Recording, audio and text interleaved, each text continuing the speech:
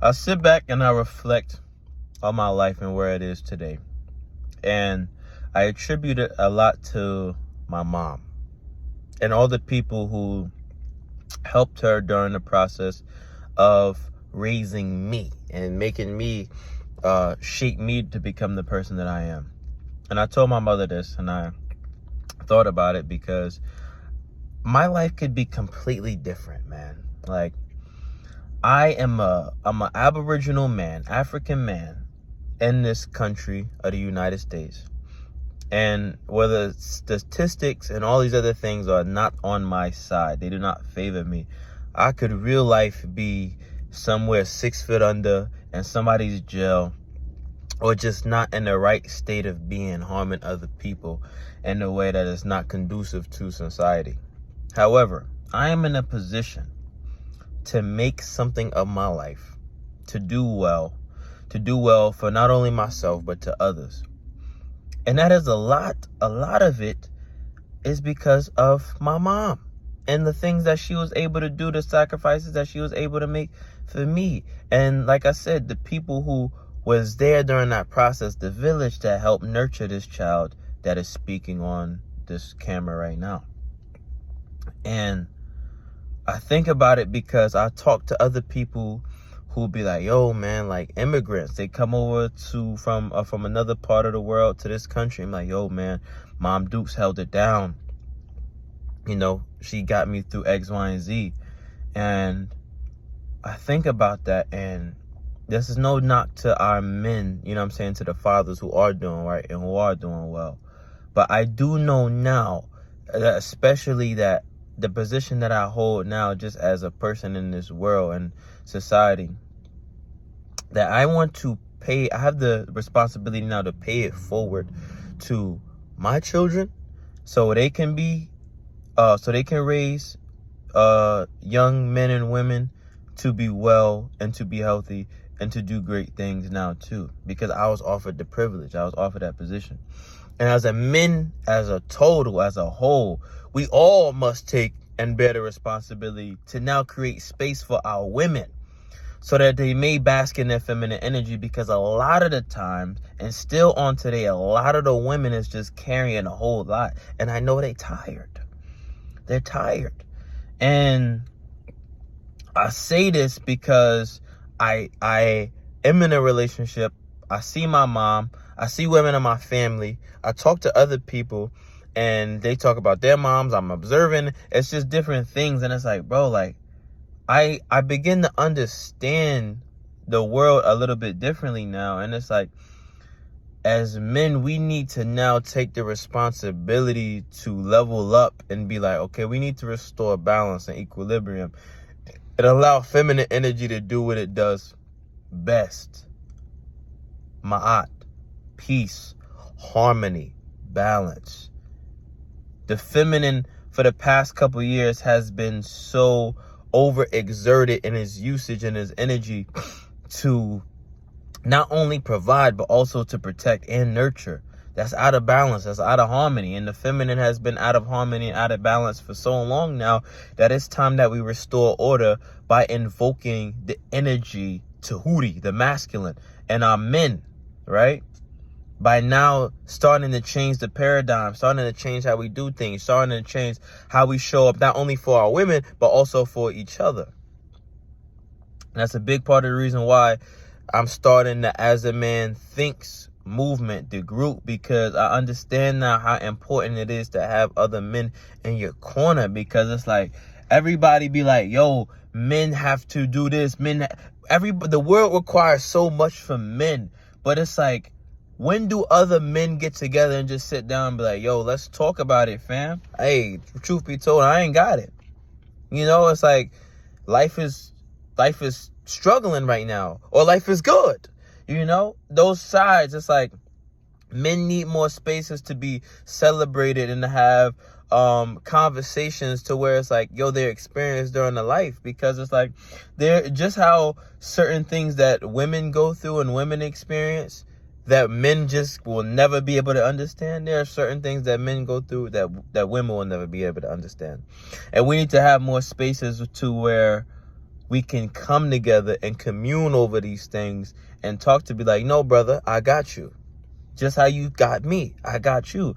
Not none of this competition. We not in a position to be competing against one another. We not in a position to do that. Especially if you walking around, you look like me, your skin is brown. Bro, we are in no position to be at competition, to be at odds with each other. No position. We have no power to do that right now. So the next closest thing, the best thing to do is uplift. To uplift the person next to you, uplift your brother, and let them know, like, yo, I got you. You're not alone in this world. Because that's what we need more of. And the more of that we have, the more that we're able to come back into our homes, into our families, and give the proper nurture, the nurturing and the space for the women to thrive and to prosper. So they can now do their job to be in their feminine energy, help out with the house, help out with the children, and help out whatever other needs that need to be met, and as far as their purpose. So I say this all, man, to say it's like we have responsibility as men, man. And it's just as a collective, like, yo, it's time to move it forward, man. Especially if you brown. Especially if the color of your skin is bronze and it glistens when the sun bounces off of it, bro. It's time, bro. It's time to get back to the foundational knowledge, the roots of who we actually are as a people.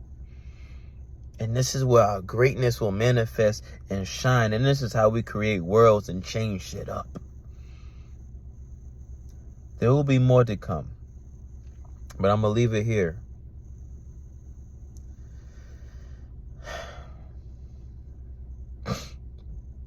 And I just have to say, like, and before I end it, I do understand now that a lot of times, because of this very reason, because men don't have the support that they need, because men don't have other men, I finally understood my mind, like my father's mindset. Because my father was not in my life for the most important periods of my development. He wasn't in my life. He wasn't present. But then I finally got the chance to speak to him. I finally got the chance to understand, like, yo, Dad, where were you, man? Why wasn't you there? And then he explains to me the things that he was going through. And he told me straight up, I didn't want you to see me like that, son. I didn't want you to see me in that position. I got to speak to my father for 2 years before he transitioned to the other side. Missed him my whole teenage years, my whole youth years. For 2 years, I got to spend with him. I just got to be able to finally reconnect and talk to him. And I finally got the information I was looking for, like, yo, Dad, where was you at? And we were able to establish a relationship, and then he transitioned. So this is to the young man who may not have their father in their life, who may be going along this journey with just mom, auntie, grandma, whoever, uncle, all this stuff. Try to see the bigger picture, because I'm almost positive no father, for the majority, just does not want to blatantly not be in their child's life. There's always a reason. And that reason is usually emotional damage. There's some kind of damage that happened along the way throughout your birthing process and through after that they have not been able to heal from. Whether they did not have the resources, the wherewithal, the mindset to do so, or just the mere fact that, yo, I don't want to see my family, I don't want to see my son like this, and they don't have the confidence to heal themselves so they can be in your life. So it's literally bigger than you, man. It's not just that, oh, well, Dad don't want to be in my life. It's like, no, man. Our men, bro, they get destroyed, bro. They get destroyed, bro. And then everyone just expects them to just do all these things. But, bro, men is hurting, bro. They hurting. And,